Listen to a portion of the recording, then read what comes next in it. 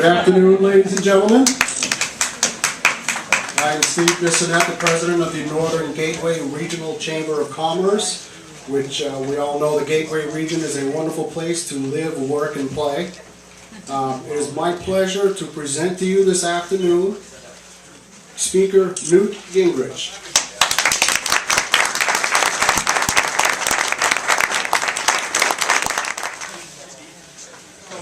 Let me first of all apologize that we ran late. I'm really sorry.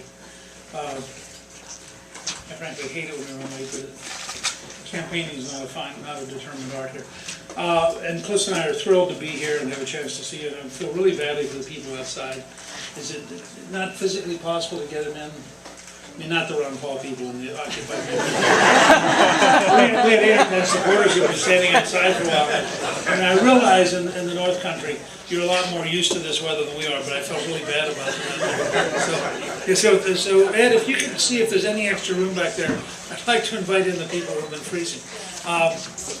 Let me start by talking for a minute or two about the Northern Pass, because it's something I've looked at a good bit. And as I understand it, the President has the ability to sign or not sign the document which authorizes the transition from Quebec of energy. And I want you to understand that I would not sign an authorization that was based on large towers that would destroy the scenic beauty. It strikes me that there's a way to develop, and Maine is going to do this, an underground transmission system that has no effect on tourism and no effect on scenic beauty. And I don't think the people of the North Country should be forced to suffer a loss of their income and the quality of their life in order to deliver electricity to the South on behalf of Quebec Power. So I would only sign an application which had a buried system that probably went along the state highway right-of-way so that they did not intrude on your land through eminent domain, and they weren't coming across people's private property. And I think that's probably a fair balance of how to think about it, and I think leads to a much better outcome than allowing the folks in the South to build large towers directly through the middle of your communities and through the middle of your property. So. But they also say we're working on a proposal for veterans to develop a clinic in the North Country that would use telemedicine and distance medicine to enable us to provide veteran services in the North Country without having to drive to Boston. We think we can provide a very high percentage of services in a very productive 21st century model of veteran services. We think if you combine that with a system which allows you to take a veteran's card and go to your local doctor or your local hospital where necessary, that we can take an enormous amount of time on the road, which is, and save a lot, particularly in midwinter, save people both the risk of driving all the way to Boston and the cost and the personal inconvenience. So we want to develop a pro-veterans approach that uses that kind of approach, and I just want to tell all of you that I'm committed to that kind of outcome, and I really appreciate it. My dad served 27 years in the Army, and I have a very deep commitment and concern about veterans' families, so that's a part of what I want to say. Let me also tell you that as all of you know, I assume you know, I'm running for president. I should say my good friend, Congressman Bob Walker, and his wife Barbara are here with me. Bob represented Lancaster for 20, how many years? 20 years. For 20 years in the U.S. House. Now, his was Lancaster, Pennsylvania. And I want to make sure, in Pennsylvania it's pronounced Lancaster. Lancaster here. It's Lancaster here. So it's a little bit like Concord and Concord. I mean, I got it. So, the place where the British fared the first shot.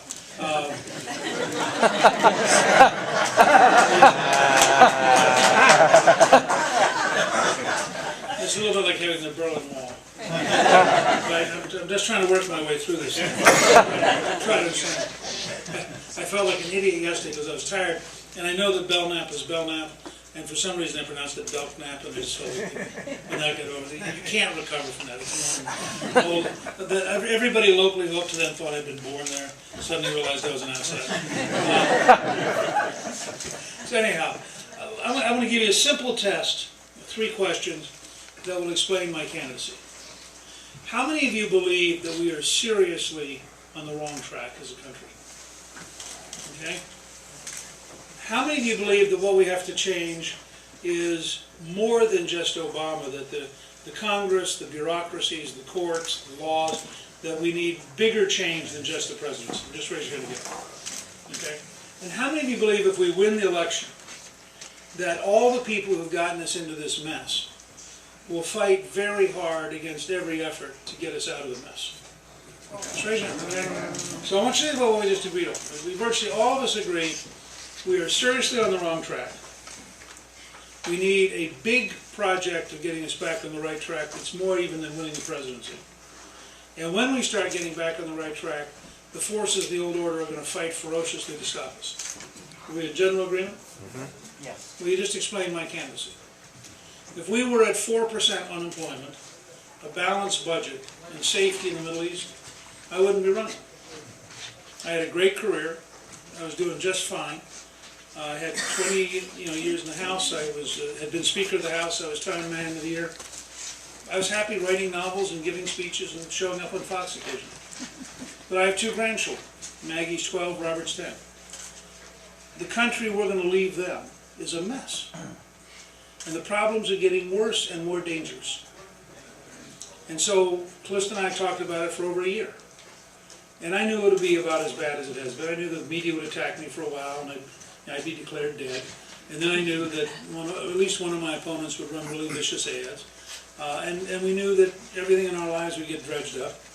But we said, it gets down to citizenship. You either think this is real or you don't. I think this is real. This isn't some high school, class office. This is the presidency of the United States. And frankly, I've gone out of my way in one case to take on Ron Paul, whose friends are outside, for a very specific reason. I spent a long time on national security issues. I got involved in this in August of 1958, when my dad was stationed in France and then Germany. And I believe that an Iranian nuclear weapon is a mortal threat to the United States. I believe these people will use it. I think we could lose a city or several cities. And they don't have to deliver by missile. They can deliver by ship. They can deliver by putting it in a cargo van and driving it over the border. And I think we need to take it very seriously. I helped create the Hart-Rudman Commission in 1998 with President Clinton. When I stepped down, he was very generous and asked me to serve on it. We spent 3 years looking at national security after 2025. It's the most thorough study since 1947. When we reported in March of 2001, we said the greatest threat to the United States is a weapon of mass destruction going off in an American city. Now, you saw the impact of 3,100 dead on 9/11. A nuclear weapon in an American city is 200,000 to 300,000 dead and 500,000 wounded. That would change this society beyond understanding. We would lose civil liberties on a grand scale because we'd be terrified. And that's why, I disagree so profoundly with Ron Paul. It is, and I have a simple test for all of you. If you have somebody who's prepared to put a bomb around their body and walk into a restaurant or a grocery store or a mall and blow themselves up in order to kill you, don't you think they would be thrilled if they could do it with a nuclear weapon? I mean, the idea that somehow the Iranians, who killed the Marines in Lebanon, killed the Air Force people at Khobar Towers in Saudi Arabia, killed people at the 2 embassy bombings in East Africa, see themselves as having been at war with us since 1979, the idea that they wouldn't be willing to use this weapon, I think that's a very high risk. And I think it's worth having a very serious and direct debate about nationally. Because we're not talking here about, do you like a little more taxes or a little less taxes? We're talking about, how big a risk would you take of losing American cities? And I'll tell you my bias as an Army brat. None. I don't want to risk losing a single city in my lifetime, and I don't want to risk losing a single city in my grandchildren's lifetime. Period. That's how serious this is. Now you come to the president, who is just amazing. I mean, it's actually, you know, if Obama didn't exist, you couldn't write it in a novel. I mean, think about it. They announced they have a new slogan. Now, first of all, this is a president who's permanently campaigning and has almost never served any time as president, because that's so boring compared to campaigning. So they have a new slogan, "We can't wait." And we saw today 2 examples of what "we can't wait" means. I think they can't wait because they think they'll be a one-term president, and therefore they got to get as much damage done before they leave as they can. One is, they held a press conference today announcing how they were going to cripple the Defense Department because they can't wait. The other is, they announced how they're going to run over the Constitution because they are giving recess appointments to the National Labor Relations Board when the Senate's not in recess. Now, it's illegal to make a recess appointment if the Senate's not in recess.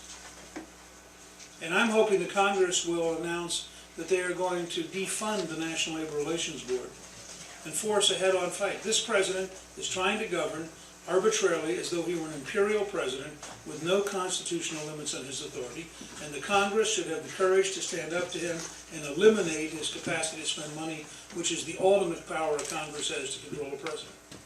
And they should just say, every agency you make an illegal appointment to, we will defund. And then the agency won't exist until you're replaced. And I can tell you, on the very first day that I'm sworn in, within 2 hours of the inaugural address, I will sign an executive order which abolishes every White House czarist of that moment. You know, and I think that we have to take this guy head on. You know, at a time when I believe very deeply in Adam Smith and the Wealth of Nations and the idea of free enterprise, he believes very deeply in Saul Alinsky and radicalism. And that's how wide the choice is. If I become your nominee, the #1 symbol of this campaign will be food stamps versus paychecks. This is the best food stamp president in American history. No one has put more people in food stamps than this president. I would like to be the best paycheck president in American history. That's straightforward. And I think that in a campaign where you get to choose paychecks or food stamps, I don't think there's any American neighborhood where parents would prefer that their children are given food stamps rather than earn a paycheck. And so I would want to campaign everywhere in America. In fact, if the NAACP will invite me to come and speak at their convention, I would be thrilled to talk about the virtues for the African American community of a president who's committed to education, committed to work, actually wants to lower their taxes so they can keep what they earn, and wants to reform Social Security so that African American males actually build up an estate by having the right to save their taxes in a long-term personal account, because they're the group that are most disadvantaged in Social Security today, because they die at the youngest age of any group, and they don't build up an estate. So if you die before you start getting Social Security, all the money you paid in goes to the government. So I think we can have a campaign unlike any campaign you've seen. And I really believe, if I can make my sales pitch for a second, I really believe that I would be the most effective candidate and probably the only candidate who can beat Obama. And the reason I say that is he's going to spend $1 billion. It's going to be an utterly destructive campaign. I mean, they understand that they can't win a straight up fair campaign. And so, look, you know, they're not going to try to win a fair campaign. So they'll spend their $1 billion trying to lie about us, distort us, defame us, do everything they can to keep the real issues off the table. And I think it'll come down to 2 things. Can you design a strategy in which the choice is so clear that after all their advertising is done, the average American still understands what the choice is? Reagan was brilliant at this. I mean, everything, whatever Jimmy Carter attacked him with, he just said, there you go again. And then he went back to his basic themes. And he was faced with a little bit, Carter wasn't as bad as Obama, but it was a little bit of the Carter kind of, the same environment. Bad economy, 13% inflation, 22% interest rates, sliding into a deep recession.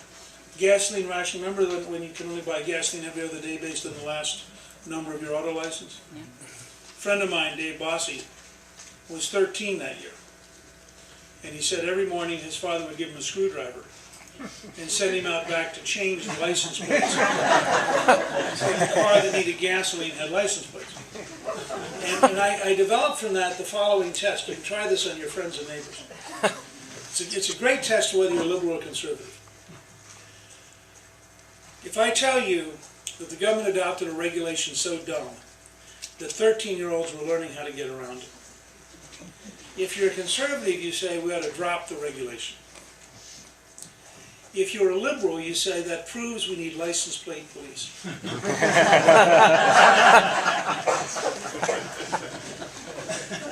So you go back and think, we're going to be in a very similar race to the Reagan-Carter race. So the first thing you got to do is you've got to set the standard in a disciplined way, and you've got to create a gap where Obama's over here and we're over here, so all of his advertising falls in the gap. And this is why I don't think a Massachusetts moderate can defeat him. Because you've got to be able to stand over here as a solid conservative, and you've got to be able to say, look, I'm for lower taxes, he's for higher taxes. I'm for less regulation, he's for more regulation. I'm for a personally centered health system, he's for Obamacare. I am for American exceptionalism and the Declaration of Independence and the Constitution, he's for European radicalism. And I think you've got to create it so wide that his advertising can't confuse people about the gap. The second thing you have to have is a candidate who can stand on the same stage and debate him. Now, I worked directly with President Reagan, and when his advisors talked him into a tax increase in '82, I cheerfully opposed it. Reagan's only unsuccessful speech, by the way, I don't know if any of you remember this, but '82, Reagan goes on TV, and he explains this tax increase. And the Republican leadership thought, oh, boy, people are going to really respond. It's the only speech Reagan gave in his presidency that didn't work. And the reason it didn't work is people tuned in and thought, that's really weird. I know he doesn't believe that. And in fact, he delivered it like he didn't believe it. So we voted against it. I voted against George H.W. Bush's tax increase in 1990 because I thought read my lips, no new taxes actually meant read my lips, no new taxes. It was a very bold decision. They put all sorts of pressure on me. It was fine. I negotiated head-to-head with Clinton for 8 years, or for 6 years, 4 of them as Speaker. It's fine. I'm very prepared to stand on the same platform with the President and say, you know, A, you're a radical, B, you're incompetent, C, we don't want 4 more years that are this painful. And let them go crazy, and that's okay. And I think it's very important to have somebody as the candidate who's very comfortable telling the truth when the person next to him is really, really upset, which he will be. Because in the Washington tradition, you know, you're supposed to actually not say things that are truthful if they make you uncomfortable. It's better to lie than to tell the truth, because if you lie, at least you're being nice, so a nice liar is better than a tough truth teller. But for the country at large, that's baloney. You know where I learned that? From my mother. I was a freshman, and she sent me some letter. And I had the staff send her back our standard answer to that particular topic. About a week later, I got this handwritten letter back. It said, Newty. Okay, time out. My mother and my wife can call me Newt. Let's just keep it at a low. It said the following, I never forgot. She said, Newty, this is just dumb. And I looked at it, and then I looked at the letter we'd sent her, and I looked at her letter, and I thought, you know, it was just dumb. And it was really helpful, because it's like the emperor has no clothing. It cut through the baloney. And what we need is a candidate with the courage to say, you know, a $2 trillion deficit's unacceptable, period. No matter what you say. An environmental protection agency that is killing jobs, destroying small towns, ruining their budgets, trying to micromanage the entire country for an office building in Washington is an absurdity, no matter what you say. Trying to make friends with radicals in Islam is a dead loser as a policy, no matter what you say. And you've got to be able to strip away from them all of the myths and all the phrases they use in the establishment that allow them to avoid reality. The guy who was brilliant about this was Reagan. Clifton and I did a movie about Reagan called Rendezvous with Destiny. And I'd worked with him for years. I first met with him in '74. And two quick stories. I hope it'll help you understand what I'm talking about in the campaign. Reagan decided that it was really important to call the Soviet Union an evil empire. He was determined to defeat the Soviet Union. And he really did believe, having studied it since 1947, that it was an evil empire. He also knew the establishment of Washington would go crazy. And they'd fight him. So Tony Dolan, who was one of our advisors, was his chief speechwriter for 8 years. And Dolan says they deliberately decided they would give this speech to an evangelical pastors' meeting in Florida. And they would label the speech political. And the first third of the speech would be the most boring draft ever written for Ronald Reagan. So they go over to the National Security Council, which is vetting all the president's speeches on foreign policy. And they hand it in. The top person at the National Security Council goes, "Oh, political speech. Who's the most junior person? Take a look at it." That person starts trying to read it and finds it so incomprehensibly boring that they go, "Must be okay. I don't need to worry about this," and approves it. They get to Florida. They tear out the first third of the speech, and it's never delivered, because its purpose was to confuse the National Security Council so they wouldn't try to censor it. Now, how important was it to call it an evil empire? Well, in our movie we have Natan Sharansky, who at the time was in a Siberian prison camp. And Sharansky says, Pravda decides they have to answer Reagan. You cannot allow him to say evil empire without answering. But to answer Reagan, you have to say he called the Soviet Union an evil empire. He said, the morning Pravda printed, Reagan has called us an evil empire, the morale of the guards collapsed at the prison camp. And the morale of the prisoners run up literally in seconds. He said they were tapping in Morse code so the prisoners in solitary confinement understood that for the first time an American political leader had the courage to tell the truth about how evil the Soviet Union was. So Reagan believed in the power of language. Now, second story. In 1967, Ronald Reagan, as governor, goes to Berlin. And he has a throwaway line. He said, "That wall sure is ugly, they ought to tear it down." 20 years later, he's been re-elected President of the United States, carrying 49 states. He goes to Berlin, and he wants to say, "Mr. Gorbachev, tear down this wall. It's a great one." The State Department takes it out. Goes back to the White House. Reagan hand writes it back in. It goes back to the State Department. It comes back taken out. George Shultz, the Secretary of State, told me this story. Shultz gets this phone call. It's the president. He says, "Georgie, I want you to tell your editor, I'm the president, they're not. It stays in." Now, he gets to Berlin the morning of the speech. All of his senior staff says to him, "Please don't say this. It's going to offend Gorbachev, and you're going to look silly, because the wall's going to be there for another 20 or 30 years. It fell 2 years later. And it's one of the greatest lines of his presidency. Now, the reason I'm telling you this is, if we're going to beat Obama, we had better have a candidate who's articulate, who's conservative, and who has the courage to stand on the same stage and be bold. Somebody who is timid, confused about their beliefs, and uncertain is just going to get run over. And that's why I do honestly believe I'm probably the only candidate who's going to beat Obama. I just think the way this is evolving, as you look at the records and you look at people, it's difficult. I need your help to do that. We're campaigning here for a very practical reason. This is one of Romney's 3 best states, and I know that. But I think it's also the state where it's easiest to explain the difference between the values of conservatism and the values of Massachusetts moderate. I think it's easiest to explain the difference between cutting taxes and his raising taxes as governor. It's the easiest to explain the difference between conservative judges and his appointing liberal judges as governor. You go down, right down the list, and I think that the differences are very stark. I am for right to life. He appointed pro-abortion judges. I'm for right to life. Romney Care includes tax-paid abortions, and by name, it puts Planned Parenthood, which is the largest abortion provider in America, on the Romney program. So I think there are very clear, very specific differences to us. I spent the late 70s and the 80s working with Ronald Reagan. During that period, he was an independent, and when he ran for the Senate in '94, he said he did not want to go back to the Reagan-Bush years.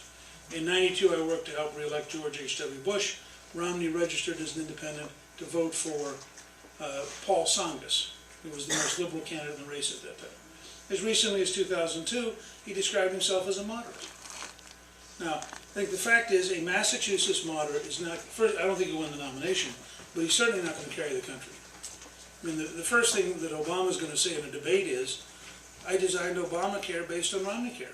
In fact, it turned out, we learned in the last 2 months, Romney's staff was in the White House helping design it. And you know Obama's going to say this. You can't have two people this close together when one of them has $1 billion. You better have people this far apart so the $1 billion can't hit you. And I think I'm the one candidate with a lifetime 90% American Conservative Union rating. I think I'm the one candidate, one other example. I'm an NRA Life member who has the Lifetime Legislative Award from the NRA. Romney was for Massachusetts gun control laws and said he wouldn't change any of them. So again, just to, yeah. Now, I just think we have to have a fact-based, practical campaign, draw the choices, and then work it out. With your help, I believe we can win the nomination, and with your help, I believe that we can defeat Obama, but not just defeat Obama. I think we can win an ideas-based campaign of real choices, which leads the American people to elect a House and Senate dedicated to actually working together. And I would ask the House and Senate, when they come in on January 3rd of 2013, to stay and to pass the repeal of Obamacare, the repeal of Sarbanes-Oxley, and the repeal of Dodd-Frank before the presidential inauguration. So the very first day I'm president, I could sign all three, the economy could start working again, and we could get back to the business of America creating jobs, which I twice helped do. I helped create jobs with Reagan. In August of 1983, we created 1,300,000 jobs in 1 month. The Reagan recovery was so dramatic that if we did it today, over 7 years, we'd create 25 million new jobs. I came back in as Speaker after 2 tax increases had slowed down the economy. We picked up the Reagan playbook. Lower taxes, less regulation, more American energy, and be positive about people who create jobs. Did the same thing all over again. In the 4 years I was Speaker, we created 11 million new jobs, and unemployment dropped to 4.2%. The final result was, because of that, we were able to balance the budget for 4 straight years. The only time in your lifetime that we balanced the budget for 4 straight years. So, with your help, I think we can change history, get America back on the right track, put the country back to work, make us dramatically safer. That's what I'm here for, that's what I want to do. And what I'd like to do now, if I could, is take questions. Yes, sir. My wife and I were supporters. He's bringing you a microphone. A while ago, my wife and I were supporters of Herman Cain. We're probably on board with you. But all the campaigns now, we don't hear anything about tax reform, or not a lot. I think it would help your candidacy if you supported some kind of a tax reform, either a flat tax, fair tax, or even part of Herman's 999. I think that's really important, especially if you're talking economic issues. Yeah. Well, 2 things on tax reform. It's a very good point.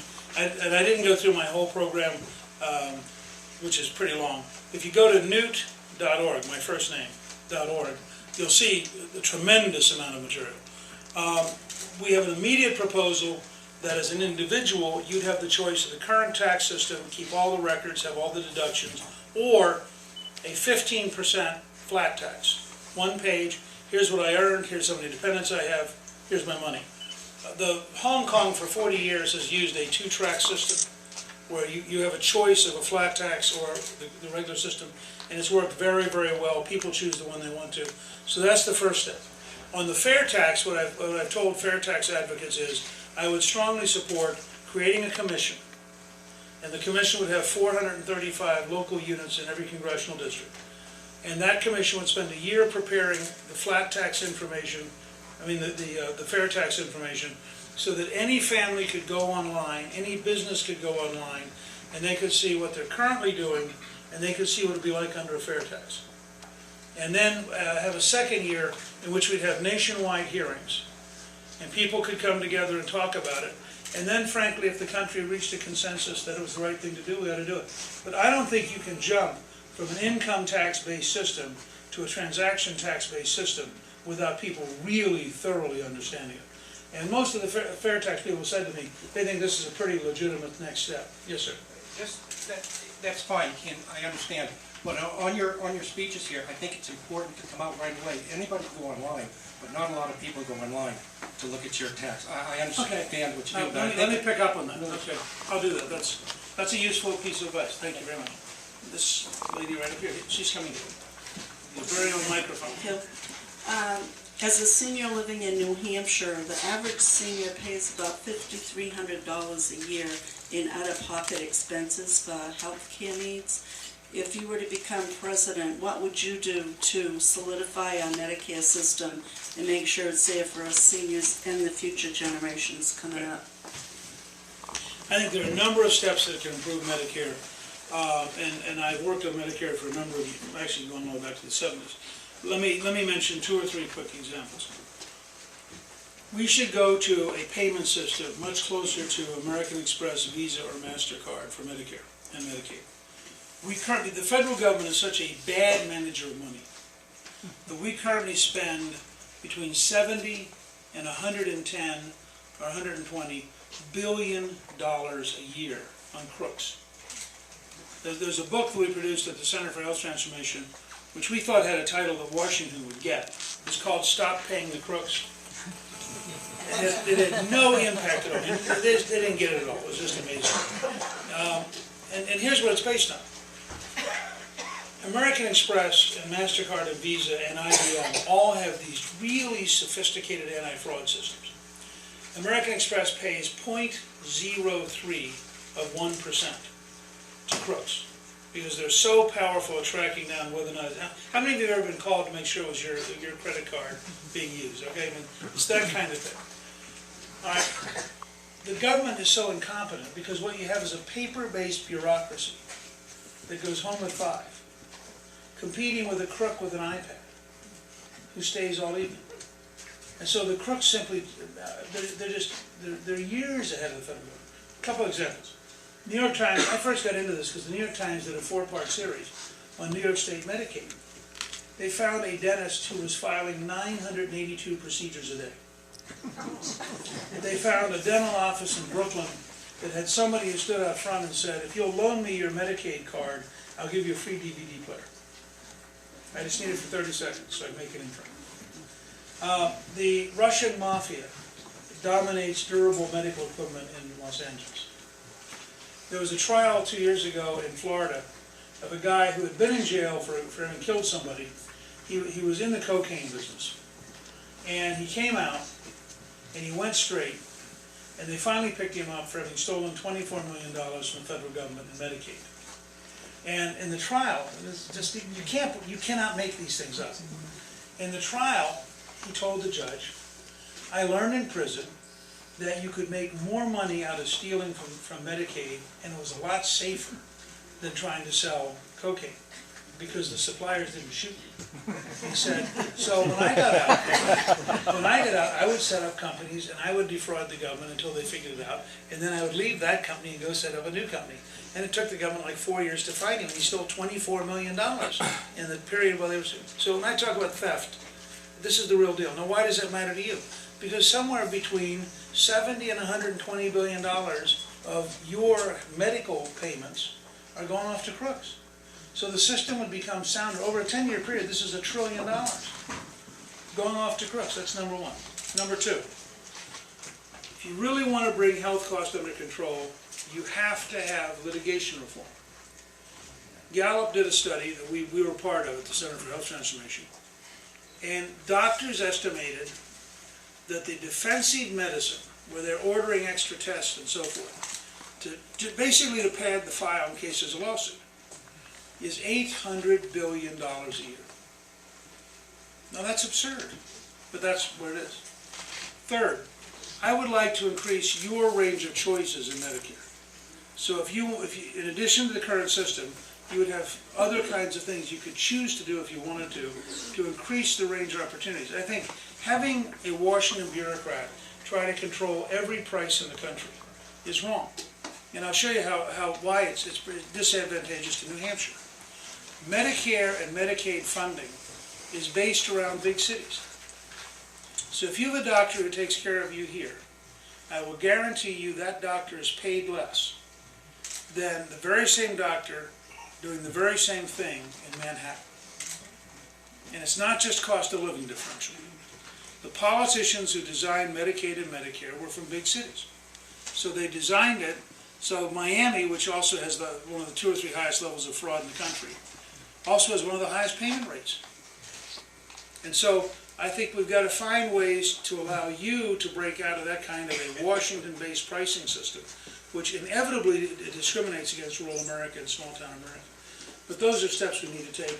I believe personally that if you return the $500 billion that Obamacare has stolen from Medicare, there's no reason to believe that Medicare has to be in any way unsound in your lifetime.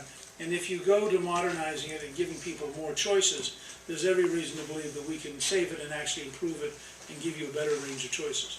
Okay? Back there. Speaker Gingrich, as president, which would you hold more important?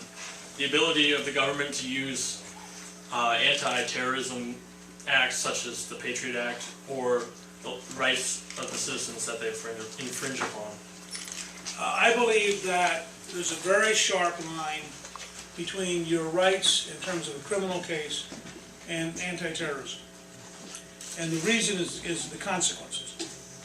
If the government wants to come after you, let's say, because they think you might be stealing money from a bank, I think the burden of proof should be entirely on the government, and your civil liberties should be very, very tightly protected. And I would be opposed to any effort to lower the bar for the government to be able to try to set up framing you. On the other hand, if what the government's trying to do is determine whether or not, as we talked about earlier with the Iranian nuclear weapon, whether or not somebody's trying to smuggle a nuclear weapon into Boston, I think the bias has to be very much in favor of the intelligence service. And we can in fact check a lot of things to find out whether or not you're helping them bring a bomb in that we would not do if we were trying to find out if you're a crook. And the differential is consequence. The threat of a terrorist attack threatens the entire community in a way which requires us to take proactive risks for the protection of the community. Going after you on a criminal case involves an endurable, you can endure the mistake of a criminal getting away. And therefore we've always taken the position since the 1770s, actually since John Adams defends the British soldiers in the Boston Massacre after the massacre of 1770, where Adams helped establish this precedent that protecting your rights to be innocent is more important than getting a guilty person. And I believe that. So I'm very much for civil liberties domestically. But protecting you from being killed, particularly in large consequences of many people being killed, is a government responsibility which I think does inherently infringe upon normal civil liberties, but should only be used for the purpose of hunting down terrorism. And the government should not be able to transfer information from the counterterrorism side to the crime side. So the FBI, for example, should not learn in the crime side anything that was gathered by the counterterrorism effort. Okay? Hi. I have a question about healthcare. Everyone's talking about getting rid of Obamacare on day one. But we pay $30,000 a year for our medical insurance, and that's not very good. What are you going to do on day two? On to fix it, because it really needs fixing. First of all, I think there'll be a transition period built into the repeal, because you'd want to be able to cover some things. And I also think there's, out of 2,700 pages, there are probably 300 pages that are pretty good. So I happen to like health information technology. I think it's very important for the future. I think covering preconditions is very important for the future. So I think, I think that's the sort of thing where you want to say during the transition, let's pass these pieces and keep them in place. And then you want to look at better ways of doing it. I think people should be able to buy in an associated group. Because buying personal insurance as one or two people is really expensive, or even as a small business. We run a business that has, I think, 7 employees. And that's very expensive to buy at that size. But if 10,000 businesses come together, and now you're starting to buy for 70,000 employees, it's a lot cheaper. And so I'm very interested in finding a way for you to be able to buy in an association plan to reduce your costs significantly. And then, as I said a while ago, you're one of the groups that actually ends up paying for all the litigation, because all the defensive medicine gets charged to you when actually it's being done in order to avoid a lawsuit or to win a lawsuit if a lawyer sues you. Time for one more. Okay? This gentleman right up here. Yeah. Okay, Coas County, the unemployment situation in Coas County is much different than the rest of the state. It's extremely high. A lot of people have fallen off the other edge. I worked in the mill just north of here in Groveton. Paper mill went out of work. And after that, I spent 4 years as a Workforce Investment Act employment counselor, dealing with Workforce Investment Act and the Trade Act. If you became president, would you continue and to support these programs and add to the funding that's being cut back from those two programs? I actually don't understand the programs well enough to give you an honest answer. I just don't understand. They work with training, helping people find new jobs, Yeah. they, retraining. A lot of people went back to college and got degrees Yeah. for new professions. Well, I mean, I'm very much in favor of training and pursuing it. One of the things I'm looking at is to modernize the unemployment compensation system by having a requirement that you sign up for a business training program in order to get the compensation. So that you literally would turn it from giving people money for doing nothing into helping people while they learn a new skill and a new trade. Because, I mean, as you know, 99 weeks, you can get an associate degree. And we've been giving people money for 99 weeks to do nothing. So I think in that sense, I'd probably dramatically expand the total volume of training in the U.S. in order to try to upgrade the workforce. One of our provisions in our tax policy at newt.org is to have 100% expensing so that people could write off all new equipment in 1 year, whether you're a farmer or a factory or a business. If you buy new equipment, you can write it off in 1 year. And the purpose is to have American workers have the most modern equipment in the world, so they're the most productive, so that they're able to go out and have the most, to compete with China and India successfully. Well, if you're going to have the most modern equipment, you need the best trained workforce, because you got to be able to match workers up with equipment. So part of our goal would be to dramatically increase the amount of worker training so we're both modernizing the equipment and modernizing the workforce simultaneously. And how does it get paid for? Huh? How does it get paid for? Well, I think if you do the, first of all, if you take the total volume of money we currently give people for doing nothing in unemployment compensation, you'd be astonished how much money you have available. It's like, I think 2 years ago it was $146 billion in 1 year, for which we got nothing. And if that had turned into a worker training program, you'd have had such a massive improvement in worker skills, it would have been unbelievable. Well, let me say thank you to all of you. I'm going to stay here, and I look forward to meeting you individually. And I'm really, really grateful that you came today. And I really want your help on Tuesday. And if you like what I'm doing, I hope you'll tell all your friends and neighbors over the weekend, because I'd like to have their help on Tuesday also. Thank you very much.